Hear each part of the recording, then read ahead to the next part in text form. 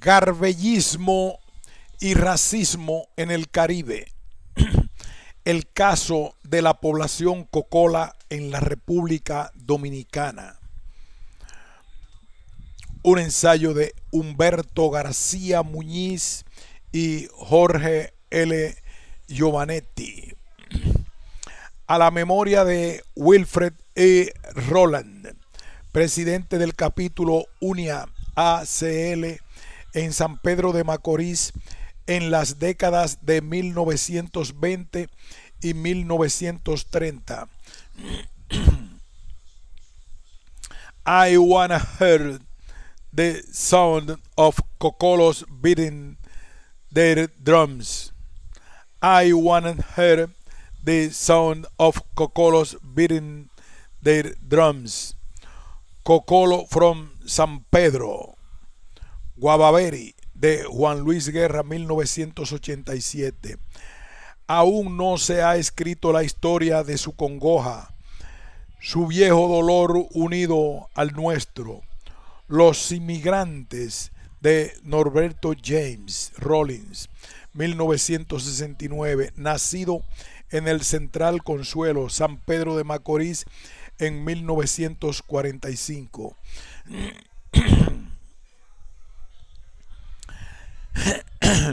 La Asociación Universal para el Mejoramiento del Negro y la Liga de Comunidades Africanas Universal Negro Improvement Association and African Communities League, UNIA ACL, fundada en el jamaiquino Marcus Garvey, ha sido el movimiento transnacional de mayor número de miembros y arraigo en la historia de la diáspora negra.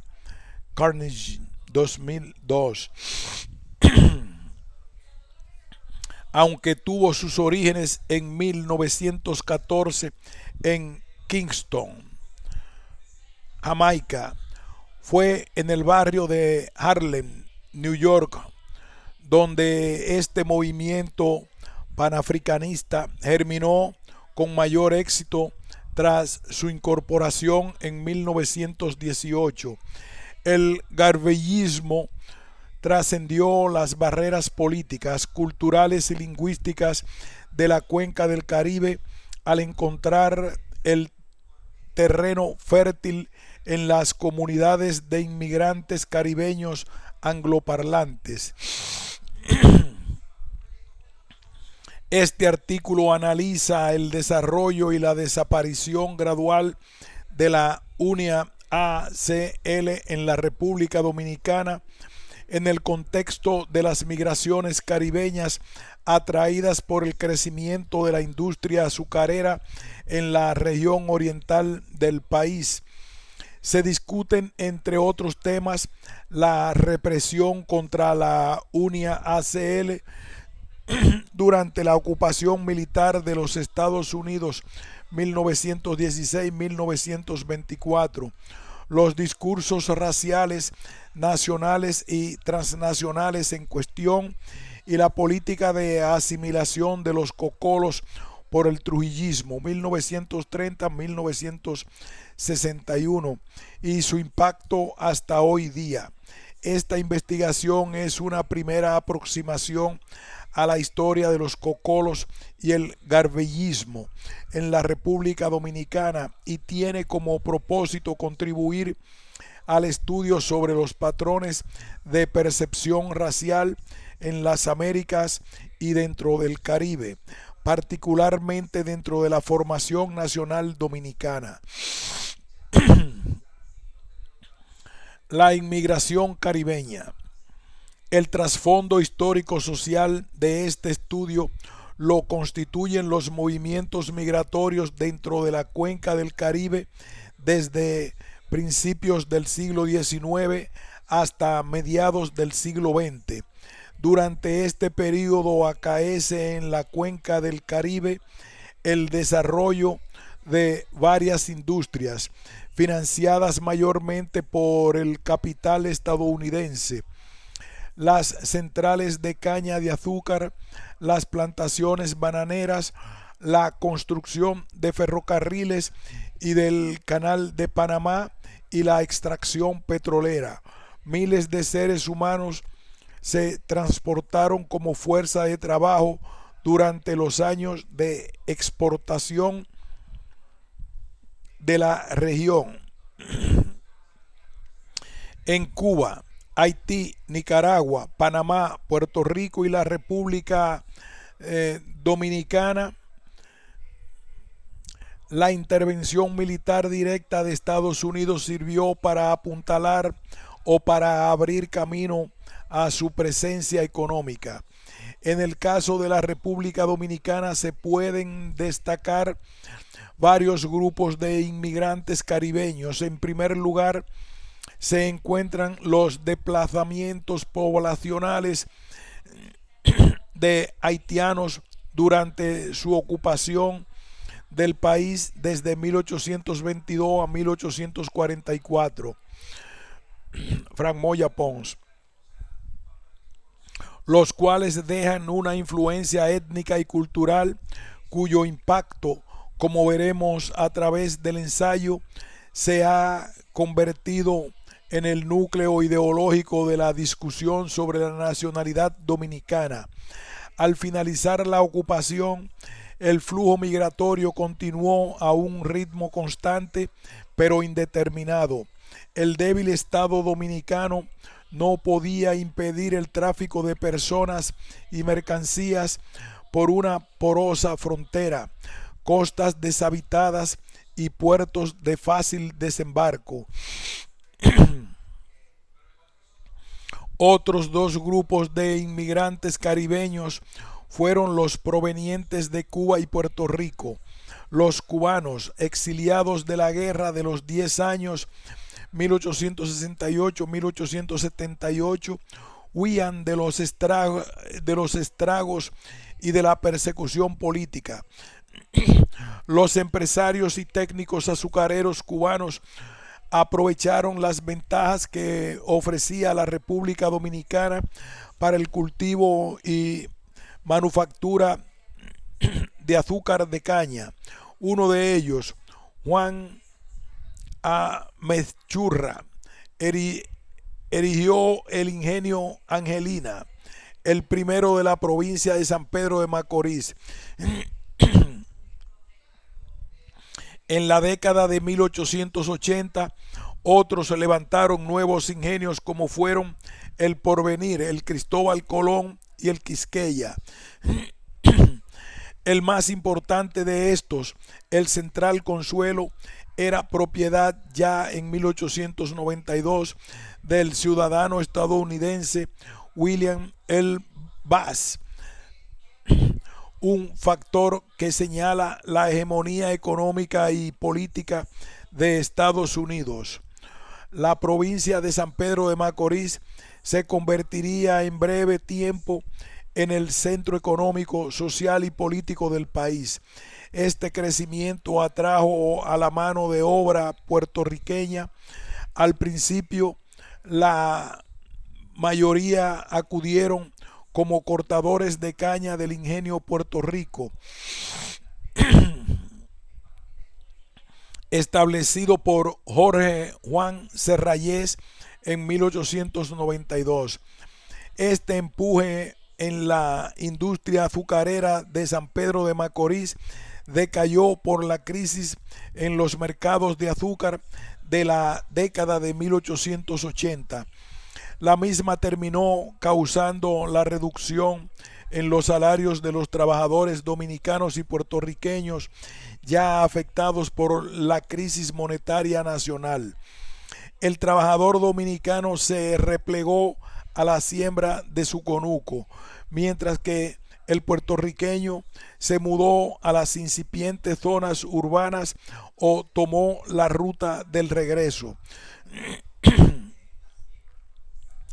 Por otro lado, el capital azucarero en San Pedro de Macorís, constituido por cubanos, puertorriqueños, estadounidenses e italianos, los Vicini, incorporados en Estados Unidos, no se amilanó ante la inestabilidad del mercado azucarero y laboral. Los relativos bajos costos de producción les permitieron enfrentar la crisis mediante la importación de mano de obra caribeña, esta vez del Caribe Oriental. En poco tiempo desembarcaron los primeros contingentes de hombres y mujeres de las colonias inglesas, francesas, holandesas y danesas. Los barloventinos y sotaventinos, que en su gran mayoría hablaban inglés, no empecé su isla de origen.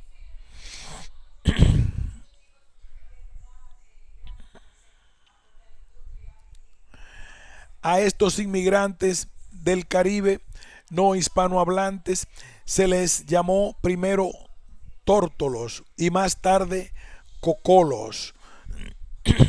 El mayor número provino de las colonias europeas más cercanas a la española, las británicas, Anguila, Antigua, Saint Kitts, Nevis, Tórtola, Caimán, y las turcas y caicos, y la danesa, San Tomás. Ya bien fuera de su geografía o por la política de su metrópoli, la migración fue la alternativa del trabajador cañero ante la crisis azucarera de la Sugar Island, como Saint Kitts, Barbados, la colonia francesa de Guadalupe y la danesa Saint Croix. Los pobladores de otras islas donde no existió o predominó la plantación azucarera, como Anguila, Caimán y las turcas y caicos, y las holandesas de Curazao y la parte sur de Saint Martin, confrontaron un problema similar de falta de oportunidades económicas ante la caída del comercio, la pesca marítima y la industria de la sal, lo cual motivó también la migración. Desde el punto de vista étnico, la primera referencia de contacto con la sociedad dominicana de los inmigrantes cocolos se registró en Puerto Plata durante la década de 1870. En ese entonces se identificó un gran número de negros de las Bahamas, Saint Thomas y Jamaica, la mayoría hablando muy bien el inglés. Las mujeres se dedicaban a la lavandería y los hombres trabajaban en el muelle. En ese poblado de 2 o 3 mil habitantes, la mayoría era gente de color, lo que podía ser un africano negro azabache, un mulato o un blanco no puro. Pero nunca, de ser posible, un dominicano, porque ellos son muy delicados, touchy, sobre este tema, pues todos son ciudadanos iguales, comillas, en el original. Esta apreciación indica que en la República Dominicana, para esa fecha, a menos de una década de la segunda ruptura del vínculo con España, el asunto de color de piel estaba vinculado al sentido de ciudadanía y a su vez al legado de la esclavitud. En 1895, 395 súbditos británicos de varias islas del mar Caribe en la vecindad de San Pedro de Macorís argumentaron que estaban forzados a quedarse por la falta de trabajo en nuestros países.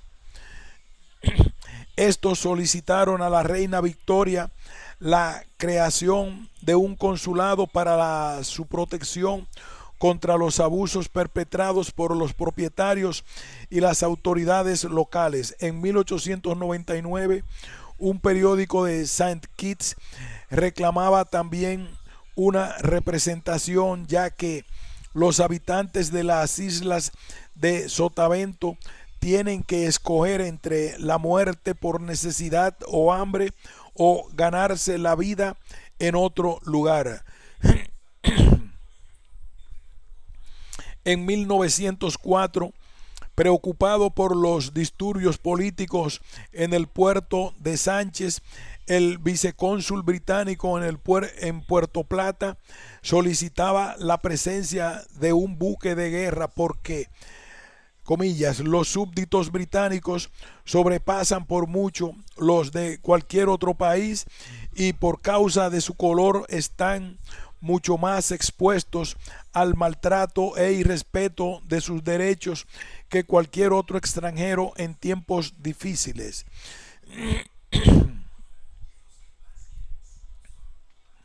Haitianos y cocolos. La inmigración haitiana y cocola recurre simultáneamente en el entresiglo dirigida a laborar en la industria azucarera.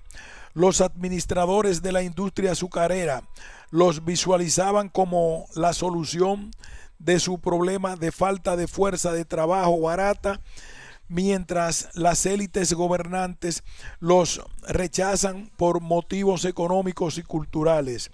Los cocolos obtuvieron trabajos en la fase fabril de la elaboración del azúcar, mientras que los haitianos predominaron en el cultivo, el corte y la transportación de las cañas a los molinos. En 1910, el informe de la Comisión de Hacienda de la Cámara de Diputados mencionaba que, comillas, la influencia de los braceros de raza inferior que anualmente concurre al país en busca de trabajo en los ingenios de caña aleja al bracero nacional, que no puede cubrir sus necesidades con el ínfimo jornal pagado por la industria azucarera. Por otro lado, la gerencia del ingenio Santa Fe sostenía que el haitiano es un bracero poco deseable y es mucho menos eficiente que el dominicano y aún el mismo inglés, pero la constante necesidad en estamos de brazos nos obliga a utilizarlo. Por otro, sectores de la sociedad dominicana los perciben como una competencia a la mano de obra nacional. El mayor desarrollo económico y social de las colonias británicas, en contraste a la precaria situación de Haití, se reflejó en la percepción cultural de los inmigrantes. No empecé la supuesta barbarie en ambos. Los cocolos tenían una cultura primaria con que le dota su gobierno en la infancia, una buena educación de método, respeto y disciplina, y la higiene y el orden que aprenden de su nacimiento. Su dominio del inglés le favoreció ante los administradores y técnicos azucareros estadounidenses, gran parte de ellos del estado sureño de Luisiana. Además, los cocolos del Caribe inglés estaban orgullosos de ser súbditos del Imperio Británico, otra distinción fundamental que los separaba de los haitianos, caracterizados por su alegado primitivismo, consecuencia de su herencia africana. En 1911 se promulgó la Ley de Franquicias Agrícolas, que contenía las primeras cláusulas restrictivas para inmigrantes que no sean de la raza blanca o sea, de las islas vecinas u otras procedencia de América, y únicamente para las cosechas o zafras de ese año. En 1912 el gobierno exigió que las compañías azucareras solicitaran una autorización para introducción de braceros del Caribe europeo no hispanohablante, y se declaró el español como idioma oficial del país. En 1919, durante la ocupación militar de Estados Unidos, se legalizó la inmigración haitiana al permitir la entrada de braceros con permisos de permanencia temporal. El racismo antinegro contra el haitiano y el cocolo, al igual que la defensa y promoción de la cultura hispánica por medio del lenguaje, se hicieron parte del corpus jurídico nacional. Los cocolos en San Pedro de Macorís. San Pedro de Macorís se convirtió en el centro más importante de cultivo cañero y producción de azúcar cruda para la exportación. En 1918, unos 7 centrales de la periferia de la ciudad sembraban y molían caña para la producción y embarque de azúcar crudo en el puerto en el lado oriental del río Iguamo, o en sus propios muelles en los afluentes que convergían con ese río.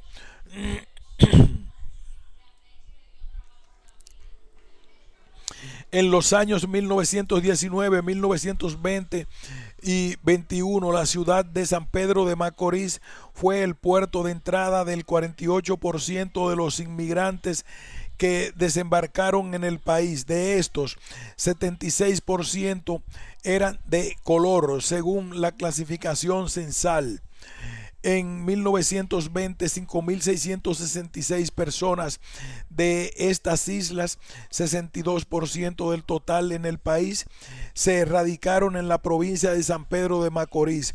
3.615 de las Antillas Británicas, seguido por 1.498 de las holandesas, 732 de las francesas y 552 de las danesas. En esta afluencia caribeña hizo de San Pedro de Macorís la provincia con mayor porción de negros, 41% de acuerdo al censo. En 1920 la población de color caribeña alcanzaba unos 37.451 habitantes, 4.2% de la población total del país. De estos, unos 28.258, 75% eran haitianos, y 9.191, 25%, inmigrantes del resto del Caribe no hispanohablante.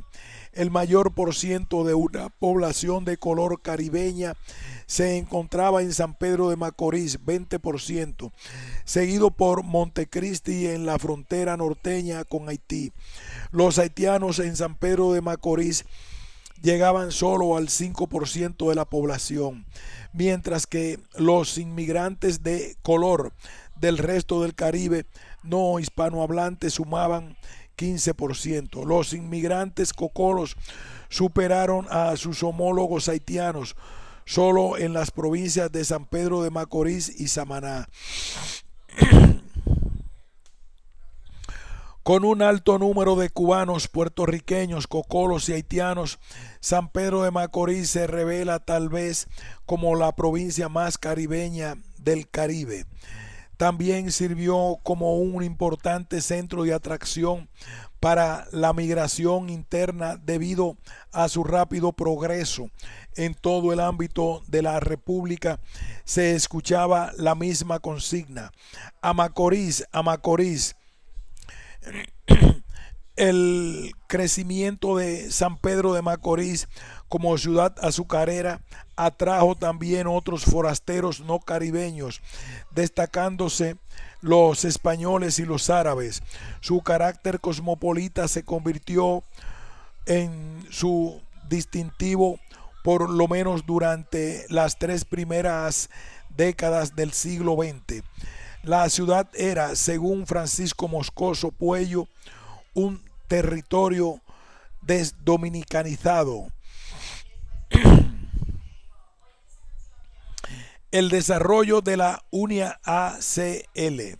En la provincia de San Pedro de Macorís, los diversos orígenes isleños de la comunidad cocola, con sus propias escuelas, iglesias, asociaciones culturales, sociedades de socorro mutuo y logias masónicas, le daban un carácter heterogéneo. Una parte de ella era residente en la ciudad y la otra estaba dispersa por los bateyes de los centrales y de las colonias cañeras.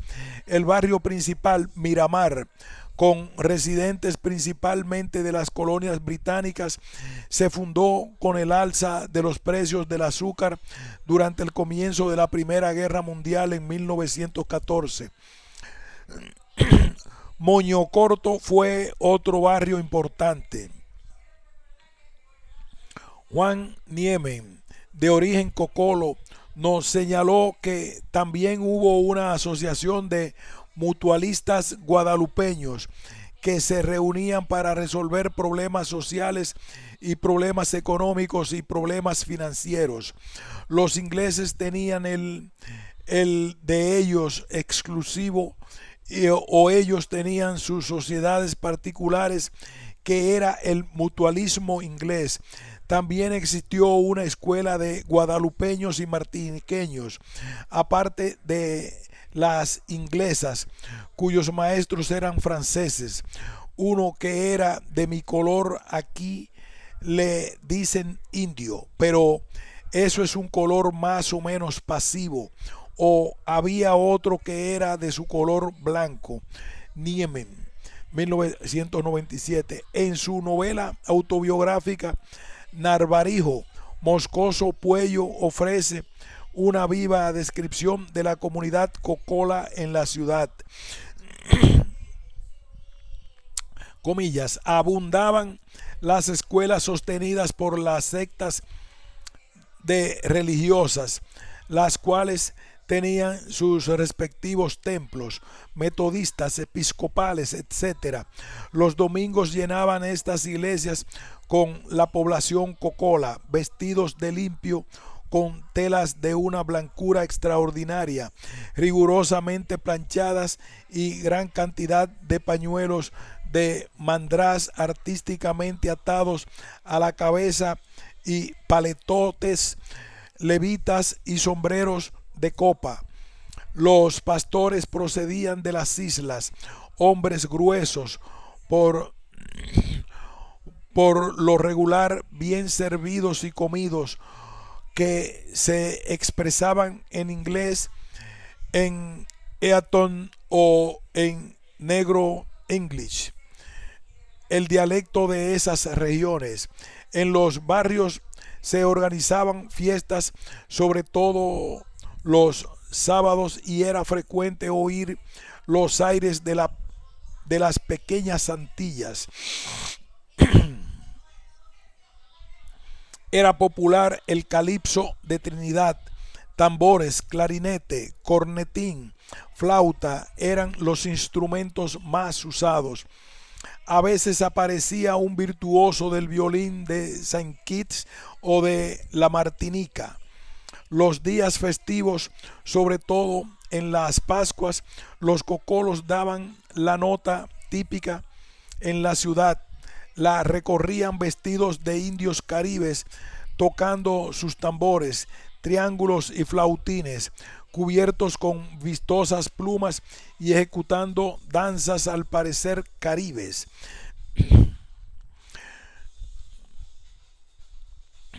Una muestra del predominio de la presencia cocola en los bateyes de las centrales es ofrecida por el inmigrante Wilfred E. Roland. En el ingenio Porvenir, propiedad de la prominente familia Kelly de Nueva York, Roland encontró a su gente con un idioma que los mantenía unidos a la vez separados de los otros grupos. Comillas, lo que sucede es que cuando llego a Porvenir, entonces estoy con mi gente, los míos, hablando mi lenguaje. Nadie está hablando español. Cuando querían hablar español, los ancianos, ellos podían hablar español, pero si no,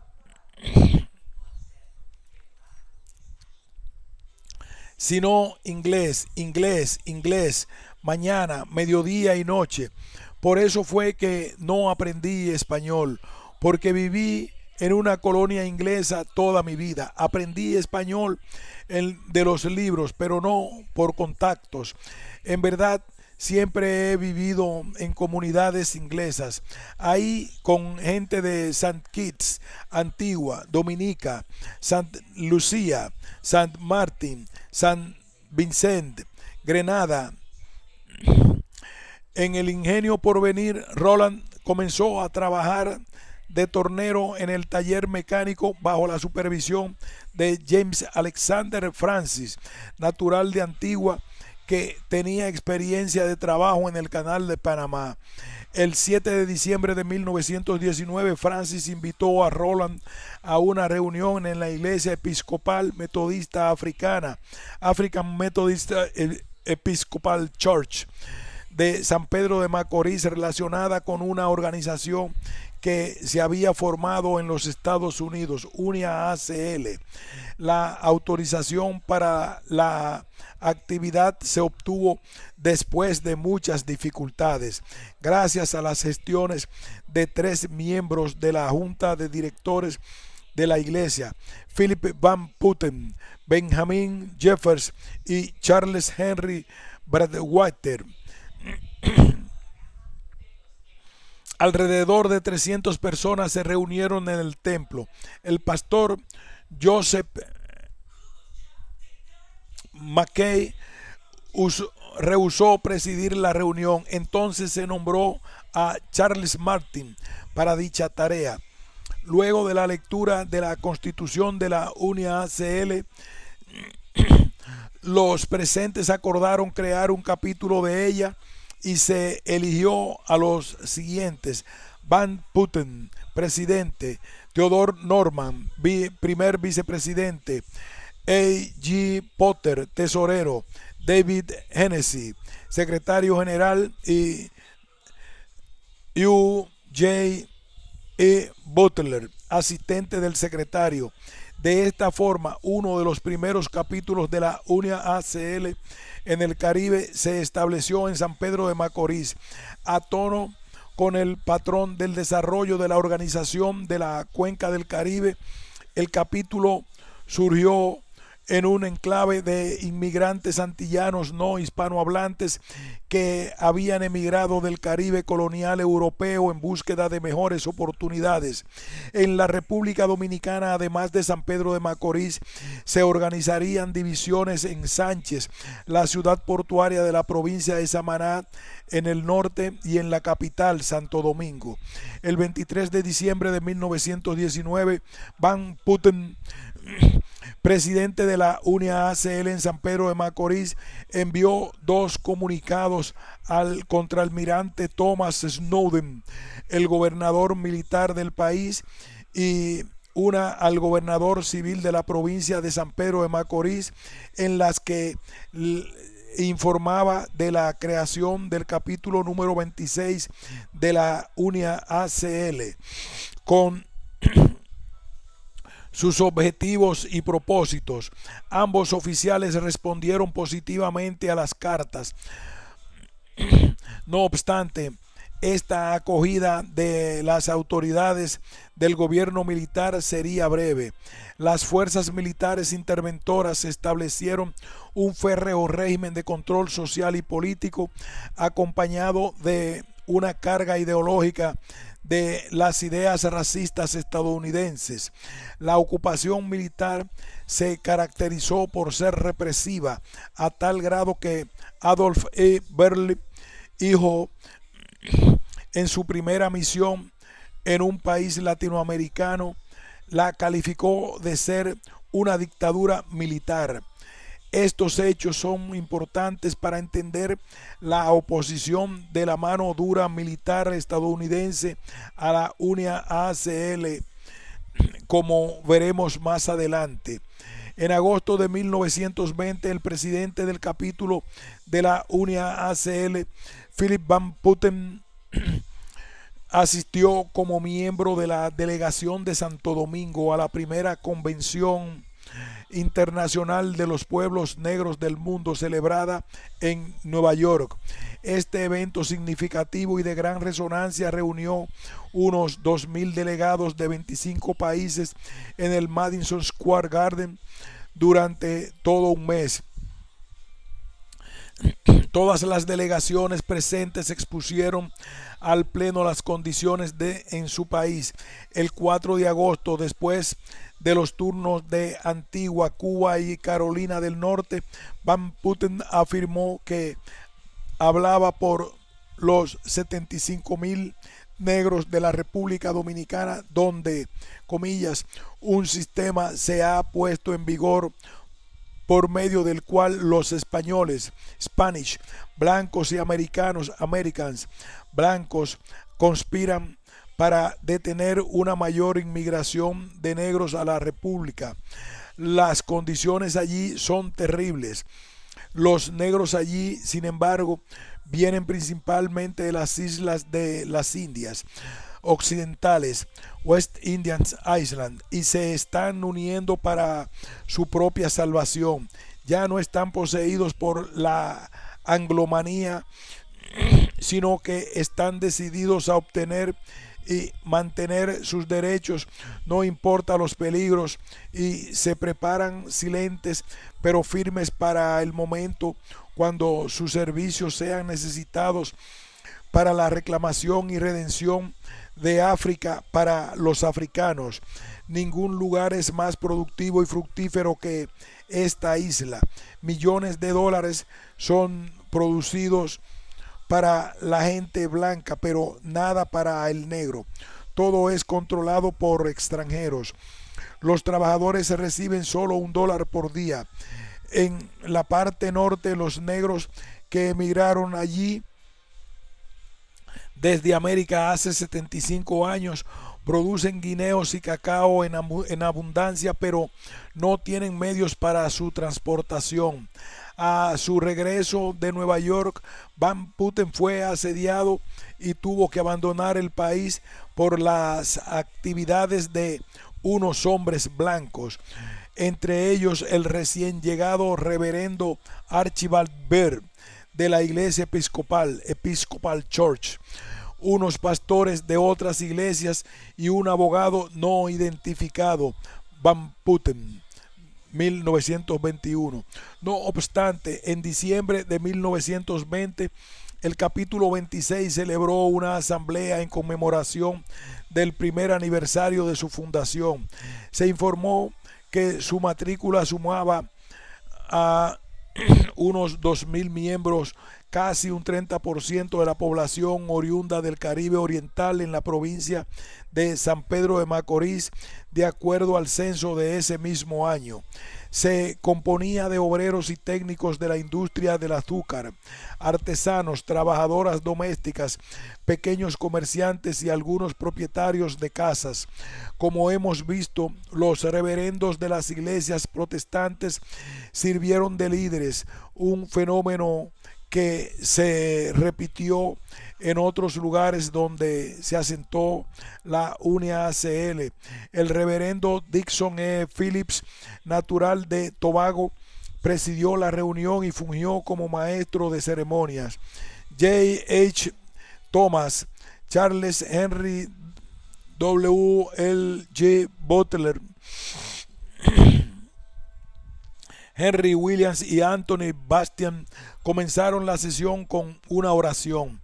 En la actividad también hablaron James Cox y John Levist, miembros de la Junta Directiva, St. George Canty, de la Junta Asesora, Abraham La Vega, de la sección del Central Consuelo, y el Brother Shidrach del Central Santa Fe.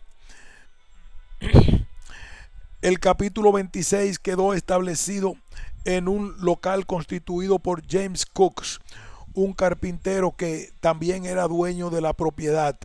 Se le conocía popularmente como la Black Star Line, una obvia confusión con el nombre de la naviera establecida por la UNIACL. Esta empresa sirvió como símbolo del esfuerzo colectivo de la membresía de la UNIACL en Estados Unidos, Latinoamérica, Europa y África. Carnegie, 2002. En enero de 1921, el capítulo 26 aprobó un sistema por medio del cual cada niño o persona aportaría 25 centavos semanalmente y que al terminar 20 semanas, en vez de entregarle los $5, se utilizaría el dinero para comprar acciones de la naviera, la Viest. 1921. Al mes siguiente, en febrero, François Hamlet del Ingenio Santa Fe escribía en The New World que ayudando a las corporaciones de negros como la naviera Black Star y la United Mercantile Corporation se ayudaban a sí mismos y a su raza. Las reuniones del capítulo 26 se daban 2 veces por semana. En una de ellas, el 3 de septiembre de 1921, los marines irrumpieron y arrestaron a varios líderes, entre ellos su presidente, el reverendo Phillips de Burgh, 1921. 2 días más tarde, el 5 de febrero, Thomas Durow encabezó una solicitud escrita al gobernador militar, el contraalmirante Samuel S. Robinson, para que tomara cartas en el asunto del arresto de nuestro presidente, el secretario general y otros miembros, incluyendo mujeres y menores, mientras cantaban canciones sagradas.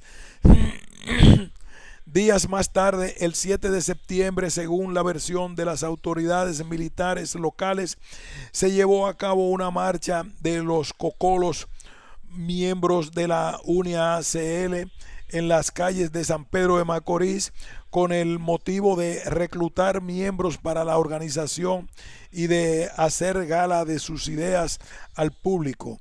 Esta marcha llegó hasta las oficinas del reverendo Byrd, que también era vicecónsul británico. Tiraron al suelo la bandera británica, la pisotearon y escupieron. El preboste militar, capitán J. M. Kincaid, pensó que esta organización, llamada la Universal Negro Improvement Association y African Blood Brotherhood, Hermandad de la Sangre Africana, crecería y podría ser una amenaza por tener tendencias bolcheviques y anarquistas.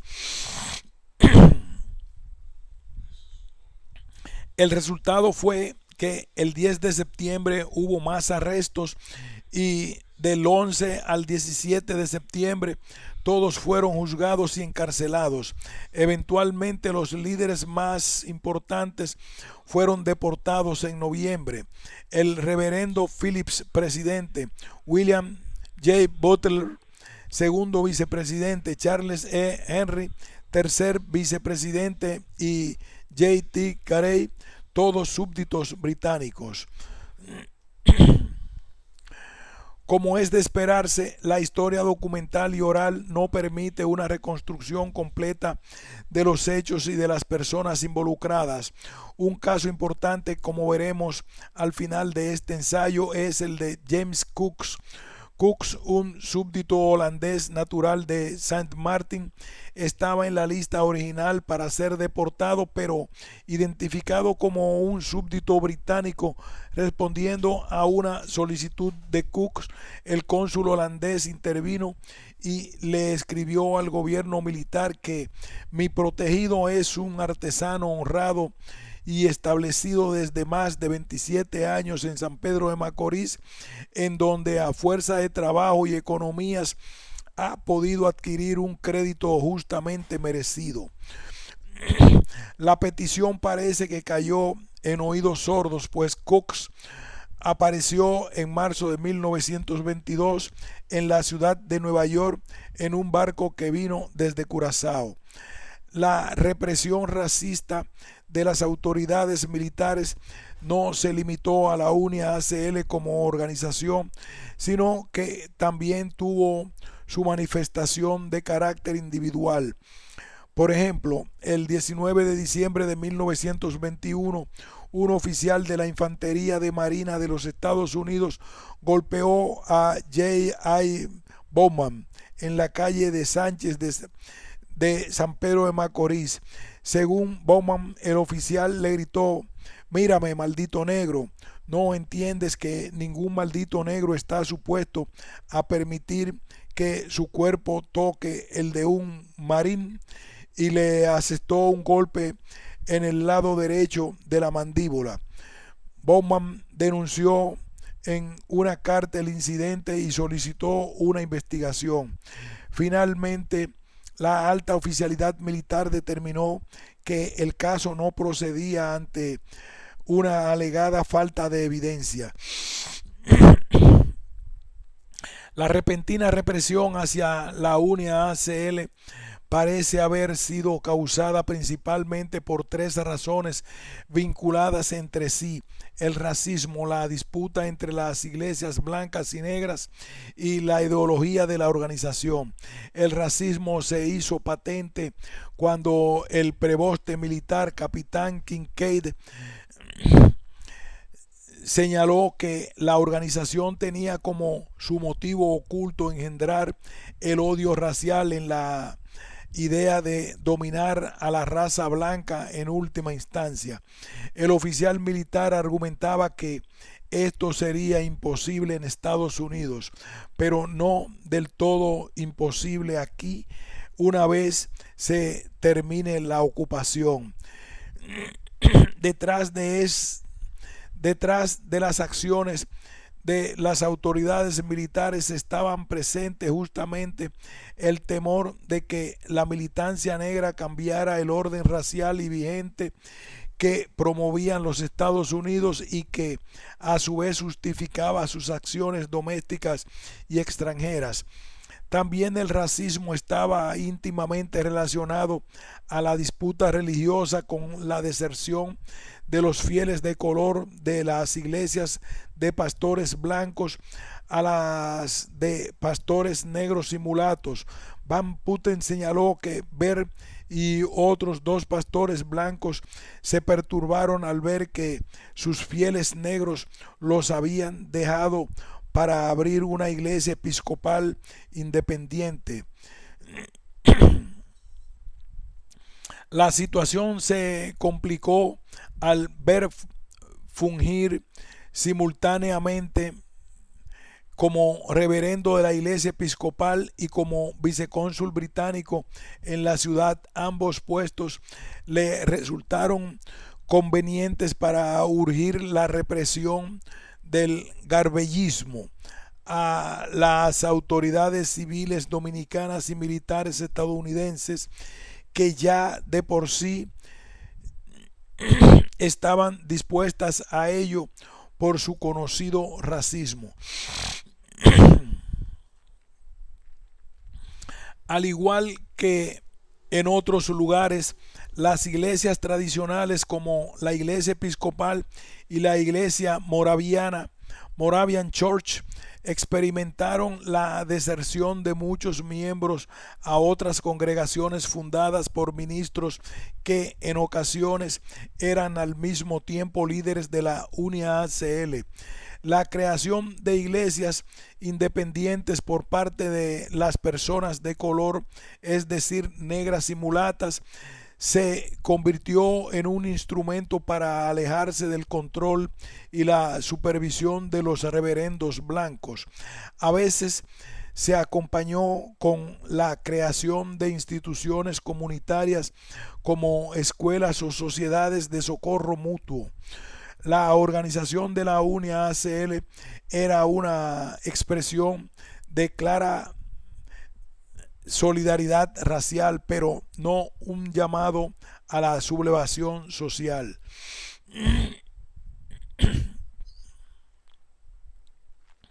La UNIA ACL a la ofensiva. La UNIA ACL en Nueva York no se quedó de brazos cruzados ante los arrestos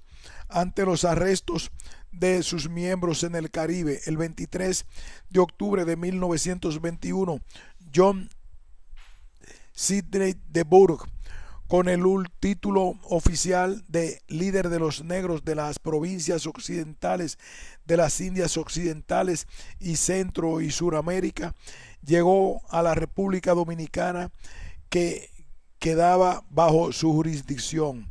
A su arribo, contactó al gobernador militar, el contraalmirante Snowden, a quien en su saludo protocolario presentó sus credenciales e inquirió sobre los miembros encarcelados de la UNIA ACL. También recogió información de los miembros de la organización de la capital, en donde ante casa llena anunció su partida a San Pedro de Macorís ese mismo día para ocuparse sobre los hermanos en prisión. Marta La Vega, secretaria general de la sección de Consuelo, describió su llegada en The Negro World en noviembre de 1921 como un aguacero en tierra sedienta, y nosotros nunca dudamos, confiando en Dios primero y después en Garvey. El 25 de octubre, ya en San Pedro de Macorís, de Burgh se reunió con el comandante de distrito, teniente coronel William C. Harley. Con tono intimidante, Harley le prohibió a de Burgh celebrar reuniones en torno a los hombres en prisión e insistió que se inmiscuía en asuntos peligrosos si intenta investigar a unos extranjeros, siendo usted mismo un forastero en un país que se encuentra bajo una ocupación militar. De Burgh no se dejó amedrentar. Su primer paso fue contactar al gobierno británico en Londres y en el frente local, debido a que casi todos los involucrados eran súbditos británicos.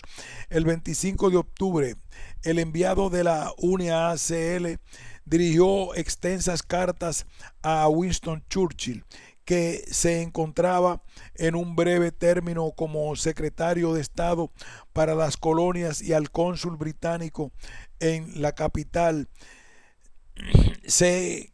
K. Ledger. En las cartas solicitó una investigación sobre el papel de los cónsules nombrados para la protección de los súbditos británicos negros, e hizo un fuerte reclamo de intervención ante la participación del vicecónsul, el reverendo Baird, en la represión de la UNIA ACL. También de Burgh se acercó a las corporaciones azucareras de San Pedro de Macorís. El 14 de noviembre se reunió con los administradores Albert Bass y Edwin Kilbourne del Central Consuelo, quienes le autorizaron la continuación de las actividades después de escuchar su explicación de las metas y objetivos de la UNIA ACL.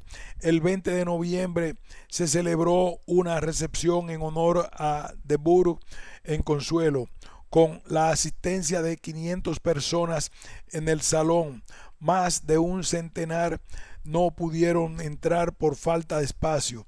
Al dirigirse a los asistentes, De Burgh puntualizó que la UNIACL los defendería aquí y en cualquier parte del mundo. Añadió que si fracasara en esta misión, tendría que cerrar su sede en la ciudad de Nueva York. Finalmente, De Burgh se valió de la agitación política creada en las actividades de los nacionalistas en el país y en el exterior, exigiendo la terminación de la ocupación militar. A principios del mes de diciembre, el Comité del Senado de Estados Unidos, encargado de investigar la situación de la República Dominicana y Haití, lesionaba en Santo Domingo sin rodeos. De Burgh le envió dos mensajes al senador Atle Pomerén, uno de los jefes del comité. En uno solicitaba la libertad de James Halley, el secretario del capítulo de San Pedro de Macorís, y en otro describió las atrocidades de los militares estadounidenses en San Pedro de Macorís. Pomerén, por su parte, respondió diciendo que debía dirigir sus peticiones al gobernador militar, que le daría su debida consideración. En este momento candente del conflicto en la República Dominicana, el 18 de diciembre de 1921, Marcus Garvey expuso en un discurso en Nueva York sus posiciones con respecto a la naturaleza política y religiosa de la UNIACL. Garvey rechazó tajantemente el bolchevismo y el socialismo. Es una idea soviética, una idea bolchevique, que no debe haber capitalistas, que todo lo que hay que hacer lo debe hacer el Estado. El líder de la organización procedió a alertar a los miembros de la UNIACL que si se unían a los bolcheviques y socialistas perderían las posibles oportunidades de empleo. Ustedes están condenados en la industria y en la economía en este país y en el mundo occidental, porque los capitalistas que les pueden emplear no tendrán ninguna piedad y misericordia por ustedes.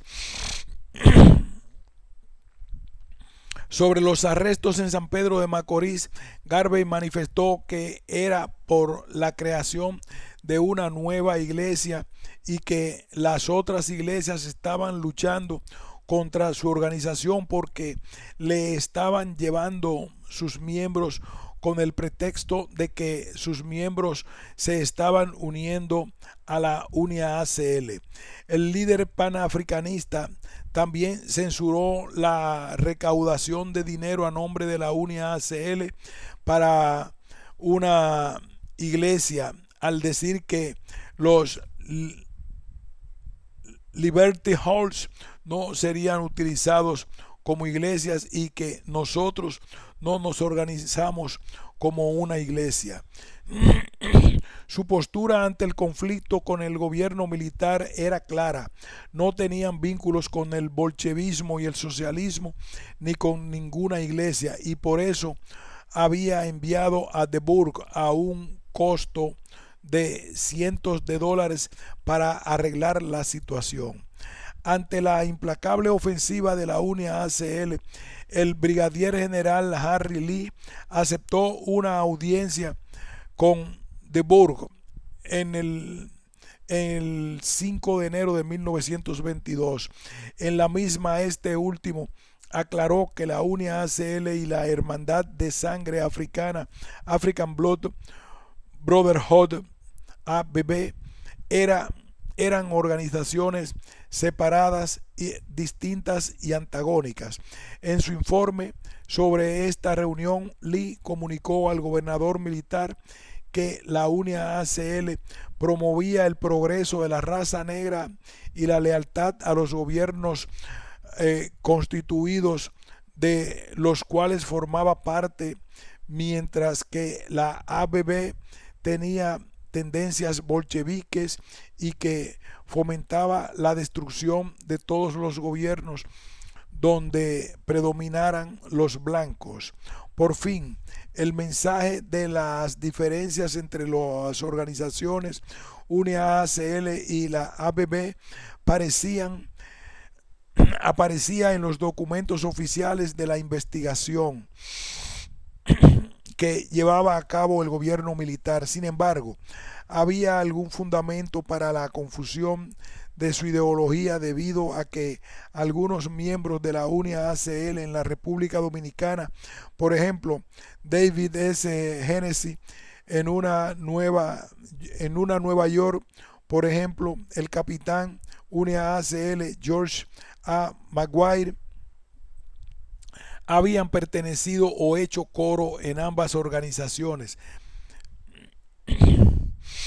El Listín Diario, el periódico más influyente del país y portavoz de un sector de la clase dominante del país, sorprendentemente intervino en la disputa el 27 de enero de 1922. Hasta el momento no había hecho alusión a la UNIA-ACL ni a los sucesos de San Pedro de Macorís, pero 5 días después del arresto de Garvey, el 12 de enero, por fraude postal relacionado a la naviera Black Star, el rotativo atacó fuertemente al hombre y al movimiento.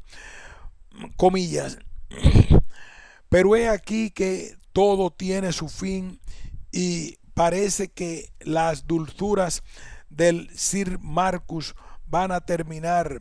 Acaban de detenerlo, acusado de fraudes y engaños, utilizando las valijas de correos para su propaganda deshonesta.